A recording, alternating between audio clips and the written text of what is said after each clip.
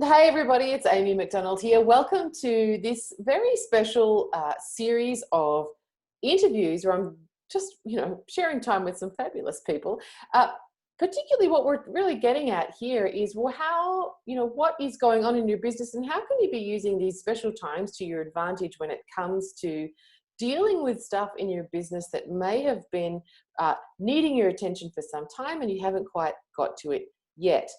And how do you make sure that you don't try and do all the things? And as Krishnadas, I was listening to Krishnadas earlier, and he was saying that the whole world is on retreat.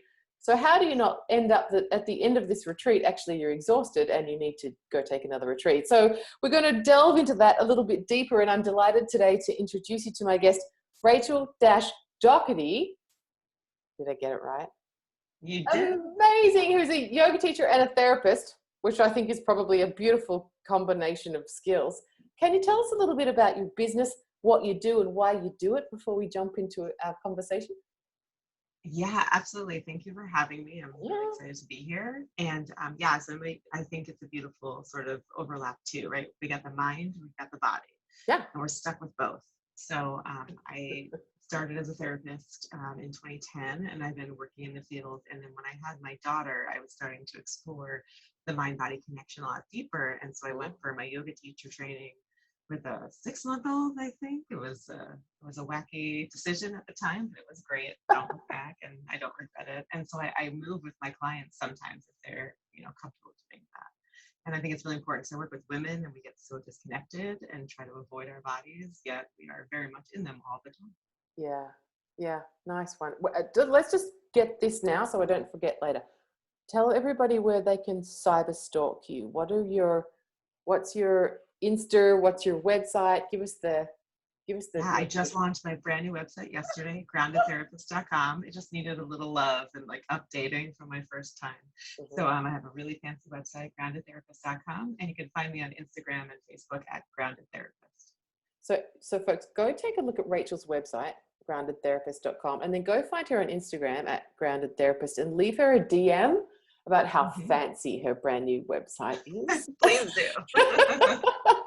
It's really nice.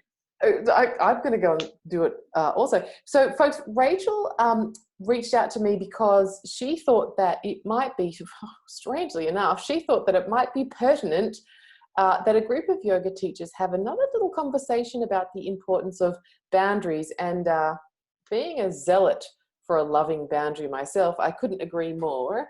Tell us, Rachel, when you're talking about boundaries, what do you mean? What are you talking about? Yeah, so boundaries are a way to set limits, to potentially say no or potentially say yes when you want to or do not want to do something, right? Or when you want to have a relationship or don't, when you want to manage your time or you don't, right? And it's a chance to decide how much time and energy you want to commit to a thing or a person. Uh-huh. And it's so easy to get lost in that, right? To feel the pressure to say yes all the time. Women in particular, we're told to please everybody and don't make a stir and be small. And in yoga too, in the yoga world, it's there's this effort of you have to give stuff away and you have to be charitable and look out for other people, but forget about yourself. And that frustrates me to no end. As a woman and a yoga teacher and a mom of a daughter, no way, no thank you. I charge for what I offer. It's an energy exchange. I do therapy. I help people all the time, but I help them for money because I have to pay my bills and rent, and my graduate degree has to be paid off, right? And it doesn't mean I don't want to be helpful, but it also means I expect an exchange for the effort and the work and the education and the expertise that I have. As soon as I'm allowed to get on a plane, I'm coming to your house and taking you out for lunch. Totally. Let's do it. I love it. I've been on your email list for a really long time. Oh my God, this is so fun. Totally. So I'm curious about this, and forgive me, this might be a bit going rogue, but it seems to me, Rachel, that there is a pretty strong correlation between yoga teacher and crappy boundaries. And I'm wondering why is it that this particular profession tends to tends to be some samskara that kind of is more readily manifested amongst yoga teachers than other people. What is it about us? There's some messages I think that get misinterpreted. I think there's, again, it's that charitable, like even like ahimsa, or like nonviolence and like not hurting people and being charitable and being open. And it's a field that is filled with women. I actually don't know the stats. I It's would in think the like more than 90s, I think, but 50%, hopefully it's right? changing, but it's up there. Yeah. Yep. Yeah. And so we bring our own societal stuff, and then there's just this message of, even in therapy too, of like, how could you charge money for this like thing you're doing? Because you should just, be kind to people and help people out for free. And that's so wonderful. And there's opportunity for that, right? Like doing a fundraising yoga event, or like, I don't know, different charitable opportunities for sure. But there's a really big need for boundaries to be set. I think also the relationship between yoga teacher and student, that's a big boundary crosser too. Because it's hard between friend and yoga teacher, right? Like you hang out with this person, they like know your body, right? Maybe better than you sometimes if you see the person consistently. And then, therapists too. I know people's really intimate, deep, shameful secrets or whatever, but there's no confusion that I'm their friend, right? They don't know where I live. They don't have my real phone number, right? They have my office phone number, right? Like they can email me at my business, but they don't know a lot about my life. And the yoga teachers are a little bit more available, right? They're a little like closer to that degree, and the professional boundaries start to like erode a little bit. And so I think that's part of the challenge too. Do you think there's something to it that, is there like a codependency link, like and with people, whatever childhood stuff, karma, that bears sort of, that ripens into being drawn to healing modalities? Do you think there's a connection? I mean, we're just... Oh, absolutely. People come to yoga. I've run into lots of people with mental health problems in the yoga world, and not without love. Not like us. I say this, not me. not us. No, not me either. Right? No. But people come to, not, they're functioning, they're out in the world, right? But there's a draw for sure, because you feel better. That's why I offer yoga as a therapy practice. Yes. That's a practice where you're being inside your body, you're being present, you're slowing down. You're getting cardio sometimes, right? Like you're flipping the world upside down and getting your blood to flow a different direction. Like you're doing self-care. And so that makes a lot of sense why I see that so much, that there's a big overlap. I also think, I think it was with Christopher Wallace, and he was talking about, and I totally agree, that this notion, Ramdas, spoke on this so beautifully too, about this notion of it's all love, like this catchphrase of it's all love, and which is true, and also horrendously misinterpreted to mean we're always loving and sweet and gentle and schmappy boundaries with each other all the time, rather than it's all love, and sometimes that looks like Kali Ma with a machete. That sure does. Yikes. Now I'm having nightmares. Hey, I'm the one at the end of the day. So that's true. I think that yes. Sometimes I think there is a pressure, an external pressure, from an expectation that yoga teachers should be all sweet and gentle all the time. So it's not just my own stuff that's causing me to fear having a loving boundary, but it's other people putting on me how I should behave, because she's a yoga teacher. She shouldn't behave like that. It's coming from both sides. Oh, it's all sides, every direction, right? Yeah. And think about sometimes like the power dynamics at gyms and studios where people work, like yoga teachers get treated really poorly, like as contractors, right? They have very few rights. Yeah. So it comes from all directions. So we may have a sort of a disposition towards having schmappy boundaries because of our stuff. People might expect us to have crappy boundaries because of yoga teacher stereotypes, and we might in fact perpetuate them because of yoga rhetoric that's actually misconstrued from its original. Yes. So we need you more than ever, I guess. Yes, I'm here. Sign me up. I'm happy. It's actually, anywhere that I have worked, I have somehow weaved into like teaching and training boundaries, because it's just so important. And we're also role models as yoga teachers. And so we can set the tone. Yes. We can turn that around, right? There's like a role of role model, if you will, where we can say, oh yeah, class is over. And like, sure, you're going to stick around, like get a cleanup or, say hi and bye to people because you want to develop relationships, but I have always been very clear, like, okay, bye, and like be moving on and be moving out. And it's very easy to get caught in that trap too of, yeah, no, I have other stuff to do. I have other places to go. Yes. Like there's more going on, or I'm teaching another class. I got to get across Yes. town. Or I just don't actually like you. I'm just Right. nice Also to you that. because you're my student. I'm the teacher, but I don't want to know all of your stuff. Nope, I know, right? But yeah, that's an opportunity for redirection, right? Like that sounds like something you should talk to a therapist about. I'm a really big That's fan of for your redirection. dermatologist, not for me. Mm-hmm. That too. Yikes. Or like, yeah, anything else but me. So let's talk about the right here and right now. I'm curious to know where you feel we need to be more conscious of our boundaries in our current climate. So things are weird. People are operating in different ways and contexts. Where do you see this opportunity to grow into better boundaries? Where are our current opportunities, Rachel? Yeah, social media, work-life balance. I am coming to you from my bedroom, a place I never thought would be my office, right? Yeah. Never in a million years would I predicted that, but that's where I'm working from because I have a door and I can have some privacy, right, to work with my clients and be on Zoom calls. And Yeah. so now there's this weird pressure to give it all away on social media, especially because one, everyone's home and on social media. So it's nice because you're getting access to people all the time. Yeah. But also that means you're on all the Always. time. All the time. It's really hard to turn off. And especially if you have kids at home, right? So you're working and I have a kid at home and a husband is working from home too. And we are just on all the time and it's exhausting because we didn't sign up to be teachers, right? I had a wonderful daycare that was helping, take that expertise, right? Like they're trained in that. I am not. And so we're struggling a little bit to make sure she's learning and also paid attention to and also learns the boundary that when we're working, we can't play with her. She has to learn to play on her own. And so when we're trying to keep up with everybody and compare ourselves to being super parents from Instagram and super yoga teachers and super business owners and super salespeople, like, whoa, I just want to get back in my bed, which is right there because I'm in my room.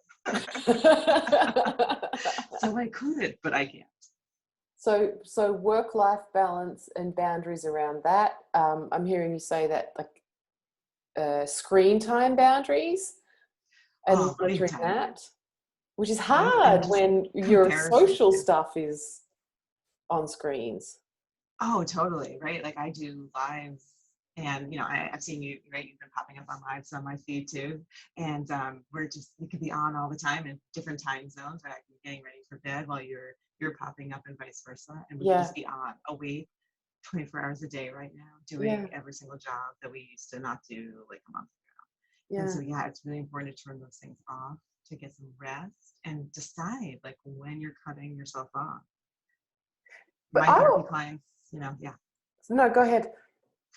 So my therapy clients, like they know I'll get back to them the next day if it's after business hours, which is like 5 or 6 p.m. for me, right? Like I'm not going to get back unless there's an emergency. It can wait. And my social media too, because eventually I have to pay attention to my daughter and have to have dinner, And talk to your husband, maybe. And talk to my husband, I guess. Yeah. Right? Yeah. Like, we all have so many roles right now. This is one for special times and when the world reverts, when we move back into Revelation about yoga teachers. And I suspect it's born from lingering scarcity mentality, that unless I get back to somebody immediately, I'm going to lose a student, or I won't get that workshop sign up, or like if it's not immediate, I lose. And so people stay in this, and I've got a fabulous client and she's liking on my Insta stories when I know it's nighttime, sleep time for her. People, tell us more about what would you suggest about starting to implement healthy boundaries around essentially customer service and getting back to people?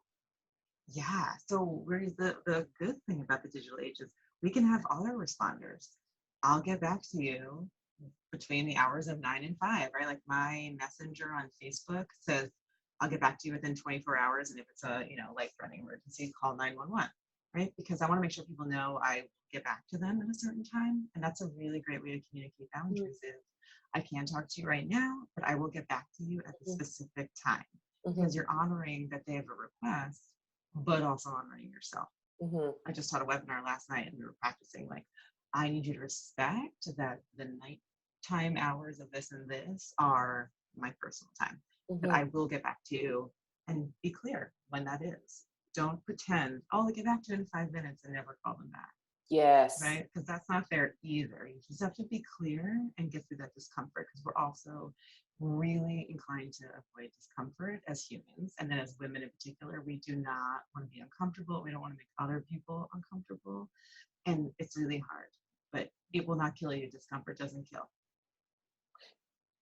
And like you said at the start, you're also giving the opportunity for someone else to witness what good boundaries look like. Like you get to model that for somebody else. I often say, here we go, sorry Rachel, but who gives a fuck if someone comes to my class and could do Astavakrasana? I don't care. But if they learn, you show up on time or you fuck off, and that's my boundary, like that's a game changer in life. Astavakrasana, not so much. But the fact that you respect someone's time or you pay people on time or you're mindful of yourself in space, that will change your life. So if I get to model that sort of stuff, not in a militant way, believe it or not, but then maybe that's more important than, oh, look, you cracked a great handstand. Yeah, absolutely. Because there's so many different opportunities for what you're modeling. Yeah. And I said that for my clients in both fields is, yeah, I expect you to show up on time. I'm being a little bit more flexible right now because like I might be a couple minutes late to sign on if my coffee's running late. I have to go to the bathroom and then run upstairs, right? So a little bit more flexible. If you were in my office, it would be a different situation. But yeah, you're offering that opportunity. But I'm also role modeling that flexibility right now. Like we're all having a really hard time and I'm in this with you. So we're gonna be a little bit more flexible. And when we're in my office, I'd be a little less flexible. I don't, never lock the door on a therapy client, but right, like it'd be like, okay, well, we're late, so we only have this much time to work together. And I can stay late, right? That's not happening. I have another appointment where I have stuff to do. Yeah. And so that's an opportunity, even sometimes more, because it applies to everything versus a handstand, which is only, you could do it in certain capacities or not. Drunk at a wedding. Yeah, I don't know. I don't know when you do that outside of like, hey baby at the beach. I don't know. Before we started the recording, the two of us were just chatting, and I think this is, if we can spend some time talking about boundaries regarding business and some of the things that you were sharing with me that you're seeing sort of manifest at the moment with poor boundaries regarding yoga businesses in this current climate, and how it's leading to doing everything for free or trying to do a gazillion things. Tell us more about that stuff. Yeah, so anyone who has access to Instagram, I think, is seeing live yoga and free yoga just every hour, every day. In the morning, I see the East Coast people. At night, I see West Coast people, right? Like it's just nonstop. It trickles on through the night. Yeah. So there's some sort of, we were trying to be kind to each other, I think, initially during the first few weeks when no one was sure how long this quarantine would last around the globe. Wonderfully intended, but now it's sort of spiraled into, oh, well, now we have to continue to be available for free and not charge as studios are closing, as people are losing their jobs. It's not a time to give stuff away for free. Maybe once a month, maybe once a week, but not every day, not 24 hours a day. And we start to compare each other and we set each other up to try to compete. And it does come from this place of scarcity, right? Like if I don't offer this for free, no one's going to know who I am, and they're going to pick the free person over the paid person. Which is a nonsense. Yeah, absolutely. And also like show your investment, right? Like if you want to do the work, then you have to invest with me. Yeah, I agree. So some stuff gets to be for free if it's considered and part of some kind of a strategy, but not because you're feeling pressured to do it for free, is what I'm hearing you say. Right, or trying to keep up or compare, right? Like, sure, I have a lead magnet. I have two on my website, right? So I have a worksheet and then I have a yoga flow and like a meditation that I offer. Yeah, that's yours, right? Like you don't want to just invest with me. You've never met me before, but that's of course, like you want to find out if I'm good or you like my style, right? Yeah. Absolutely. There's an ability to warm up your audience and like get to them to know you so they can invest with you wisely. But that's it, right? That's a one-time thing that you get. And then after that, you have to invest with me and show up and do the work and get to do all the fun stuff we learn about in my program about boundary setting. Very, very important. But I think we're trying to keep up with each other. And now that the reality setting in, this is going to be a more long-term thing, the boundaries have to come back. We like lost sight of them real quick.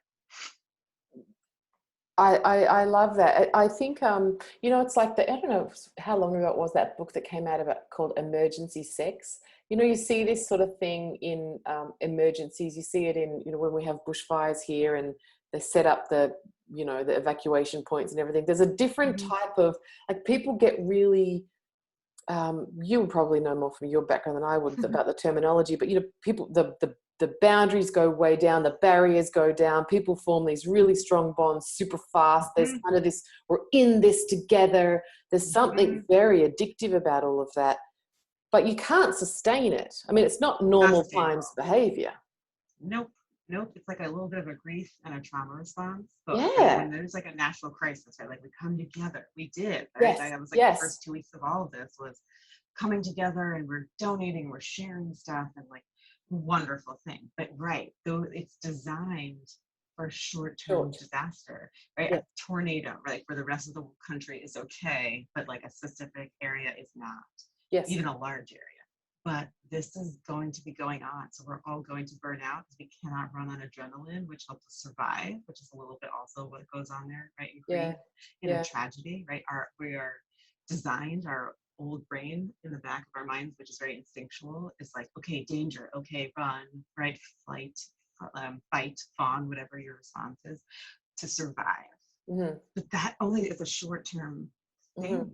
Yeah. And then it just turns into cortisol and stress because we can't keep it up. It's designed for a short-term survival, like get away from that bear, right? Like escape this fire, lift something really heavy, right? Like, and then it goes away. Yeah. And we can't stay in that. Sustained stress like that is really bad for our bodies and our minds. And so, yeah, that's what we're running into now is we can't sustain that. And that's why this is so hard. And also it's a grief reaction, right? Like we just lost something huge. Our freedom, right? Like our access to lots of things. Yes. So we have to sustain and a sense of certainty. Our energy wisely. Sense of certainty for sure, right? Yeah. And grief again is a process that we're familiar with, even if it's hard, even if it's awful. But this is a different kind of grief. It's extended and unending right now. So we have to be able to take care of ourselves, which is where boundaries come back in. It's a way to take care of yourself. Yes. So I think to apply that a little further. So we're talking in terms of overgiving, being overly available. I'm hearing from some teachers who are, stepping into like scope creep. If you're a therapist and a yoga teacher, be a therapist and a yoga teacher. But if you have no training in therapy or spiritual guidance, or like, you stay in your lane. If you know how to teach yoga asana, that's what you know. Like, teachers reporting feeling emotionally depleted because they're stepping into roles to support their students that they have no business being in. Yes, and that's a boundary too, right? Like, and of course, you see someone suffering, you want to like pull every article you've ever read out of your head and be like, oh, I can tell you about this, but really, it's at the time to send somebody to a different resource. Yes. Right. When I teach yoga and therapy, I'm a 200-hour yoga teacher, but when someone has like an injury, I send them to physical therapy or like a massage person. Or like I refer out because I'm not going to hurt them more because I don't know what I'm doing, or like their injury is out of my understanding. It's okay to say you don't know. I don't know what to do with that, but you know who does? In fact, you should, don't you think? Ethically. Oh, absolutely. Yeah. Oh, ethically for sure. But it's also okay that inside you're feeling like, oh, I want to help, right? I have this relationship with this person. So here I am, they're in front of me in pain. Shouldn't I help them? You can acknowledge and have empathy, like, oh my gosh, that is so much. That really hurts. That looks bad. Like whatever your reaction is. And then you know who can help you? This other person. Yes. You know what can serve you? That agency, right? Like this other resource. Yes. Because that's actually more helpful. Get them where they need to go. Yes. So then let's shift. The other thing that came up for me when you were speaking earlier is about when we're talking about giving some stuff away for free in the short term and getting into this grief response that's unsustainable, is what that looks like, I guess, taking that sort of, messing with the analogy a little bit, taking that same scenario and applying it to the bottom line, your business success. I'm finding it fascinating that yoga teachers think that, oh, small businesses are doing it tough, and people are losing their jobs, so I'm going to give everything away for free, when in fact they're a small business or may not have been losing their job. Like, they're the people, we're in the category of the people we're giving stuff away for free. Surely we deserve support as well. Like, I think again we're mixing up boundaries there about where do I fit, which category am I in, because I can serve but not to my own detriment. Yeah, absolutely. Right. You apply for funding first, right? Like, go for systems that support you, and then ask. You could do a donation only class if you want to be helpful, like whatever people can offer, and then continue charging for your work. You're worthy, right? I think there's a worthiness piece coming up. Yes. In those examples, whether you don't think you're worth it, or that the scarcity piece, like, well, why would anyone pay me when they can get it for free on Instagram? But they don't have you, whoever you are, right? Like, they don't have me, they don't have you.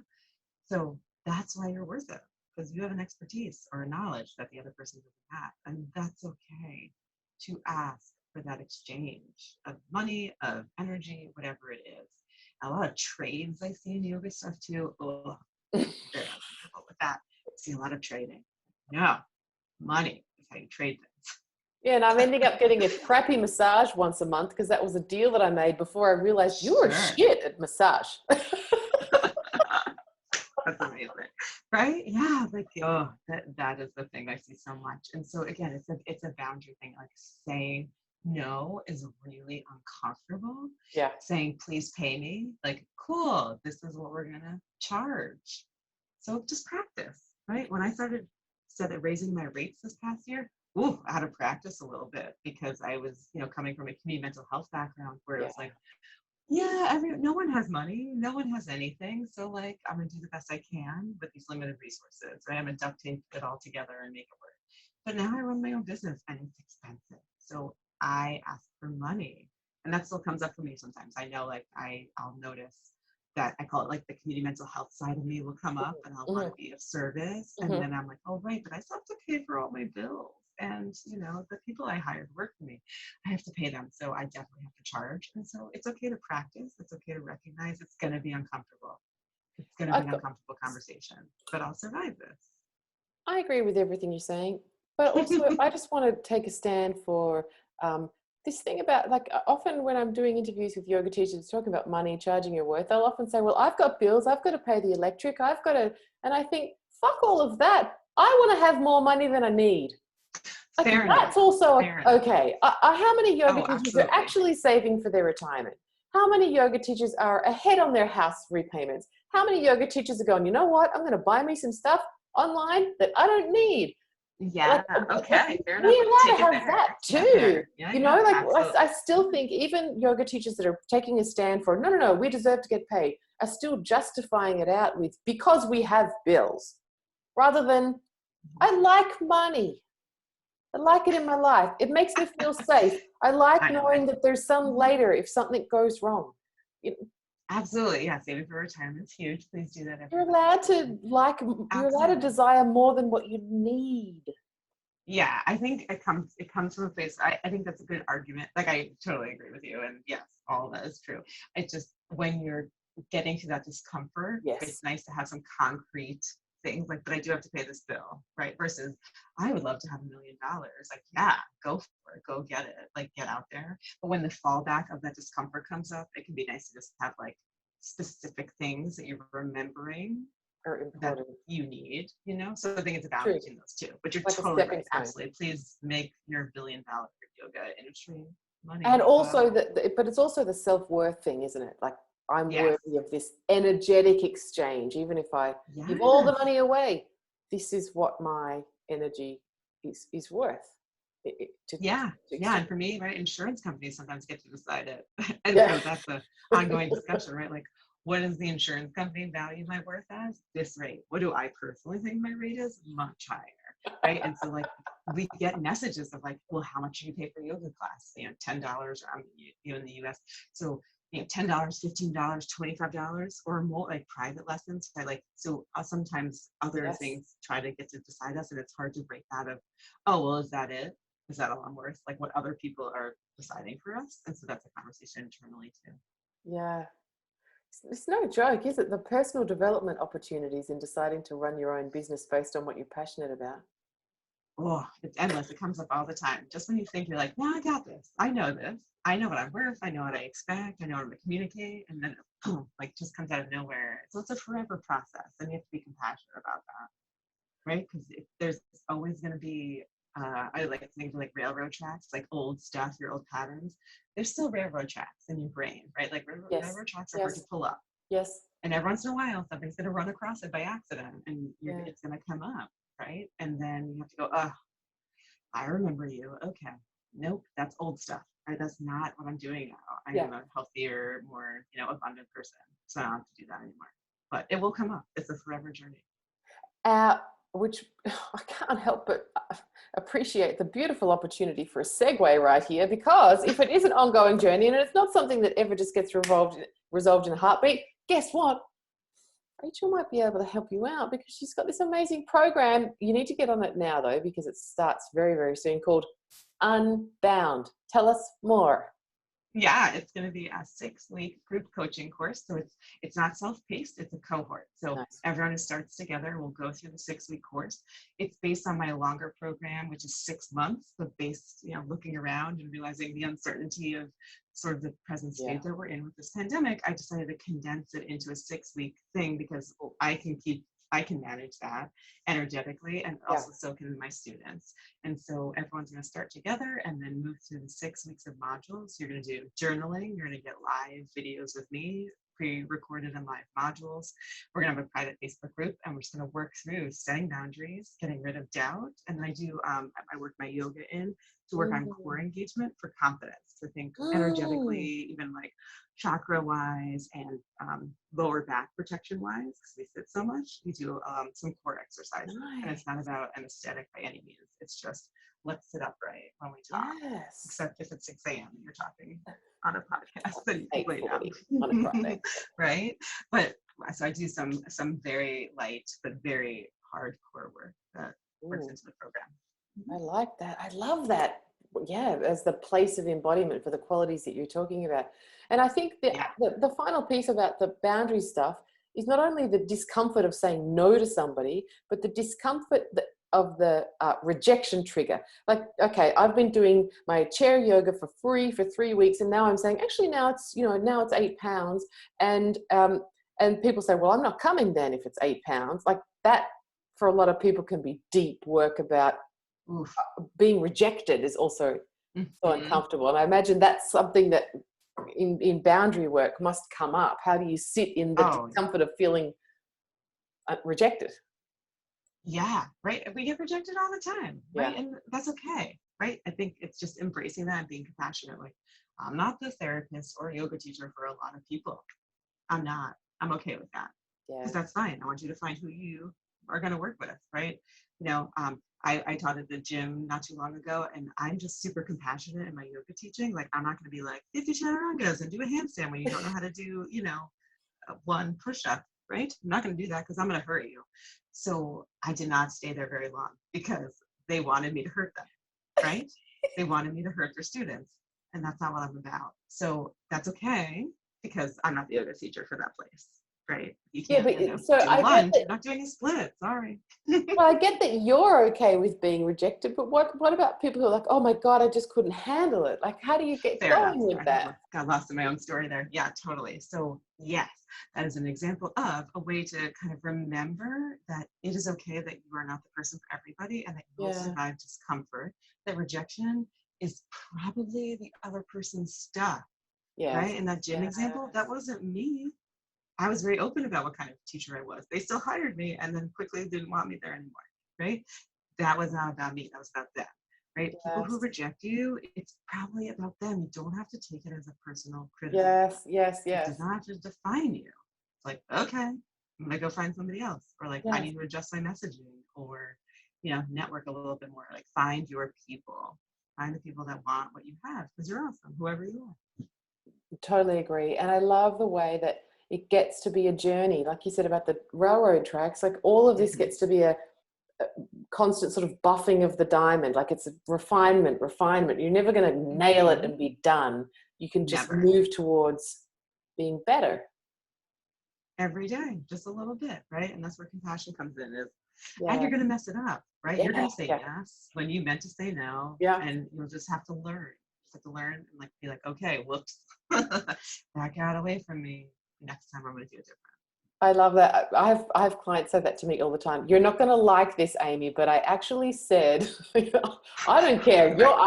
When someone says that to me, I think, no, you're not liking that you did that. That's why we're having that little preamble. Yes, because it's your own stuff, right? And it's okay to recognize it, right? That's a boundary too. Like this is actually my stuff versus your stuff. Keep it separate. So good to talk to you, Rachel. Tell us again. So if we want to take a look at your program, we need to get on it now because it starts very, very soon. Where can we find information about Unbound? It is on my shiny brand new website, groundedtherapist.com. It's in my offerings tab, and it's called Unbound. You just click on it, and information is right there. Or you can DM me on Instagram at Grounded Therapist, and I have a free Facebook group too, so you can find that through my Facebook group at Grounded Therapist on Facebook. All the things. All the things.